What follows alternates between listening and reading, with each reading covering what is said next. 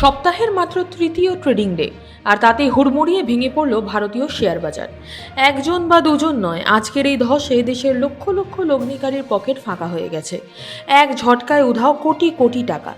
সেন্সেক্স এক ধাক্কায় পড়ল প্রায় 800 পয়েন্ট আর নিফটি 250 পয়েন্টের কাছাকাছি। আপনিও কি শেয়ার বাজারে টাকা খাটিয়েছেন? আপনার পোর্টফোলিও কি আজ লাল সংকেত দেখাচ্ছে? হঠাৎ কি এমন হলো যার জন্য পুরো মার্কেট ক্র্যাশ করলো? এটা কি শুধুই একটা সাধারণ কারেকশন নাকি বড় কোনো মন্দার পূর্বাভাস? আগামী দিনগুলোয় নিজের টাকা বাঁচাতে কি করবেন তা জানতে হলে ভিডিওটি অবশ্যই স্কিপ করবেন না। চলুন হিসেবটা সহজ ভাষায় বোঝা যাক। আজ সকাল থেকেই বাজারের মুড খারাপ ছিল। বেলা বাড়ার সাথে সাথে বিক্রেতাদের চাপ এবং সেলিং প্রেশার এতটাই বাড়ে যে একের পর এক শেয়ার তাসের ঘরের মতন ভেঙে পড়তে থাকে। নিফটি তার অত্যন্ত গুরুত্বপূর্ণ সাপোর্ট লেভেল ভেঙে নিচে নেমে গেছে। সবচেয়ে বড় মার খেয়েছে আইটি সেক্টর।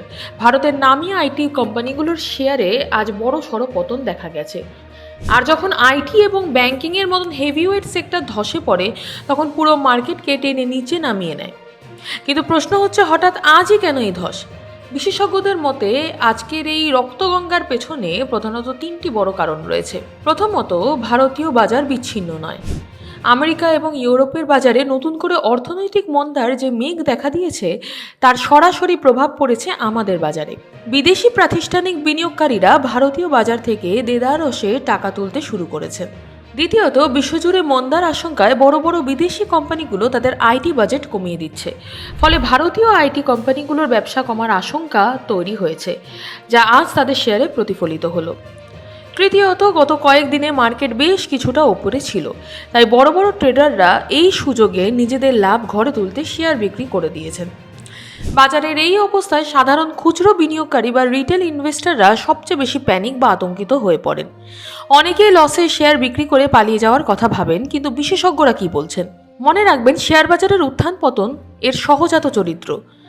যদি আপনি একজন দীর্ঘমেয়াদী বা লং টার্ম ইনভেস্টর হন, তবে এই পতন আপনার জন্য ভয়ের নয়, বরং সুযোগের।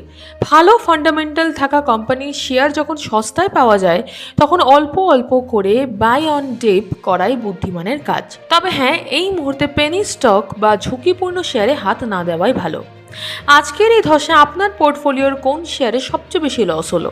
আপনি কি এই বাজারে আরও টাকা ইনভেস্ট করছেন নাকি একটু অপেক্ষা করতে চান? কমেন্ট করে অবশ্যই আপনার গুরুত্বপূর্ণ মতামত জানান। ভিডিওটি ইনফরমেটিভ মনে হলে লাইক শেয়ার করতে ভুলবেন না। দেখা হচ্ছে আরেকটি খবর নিয়ে।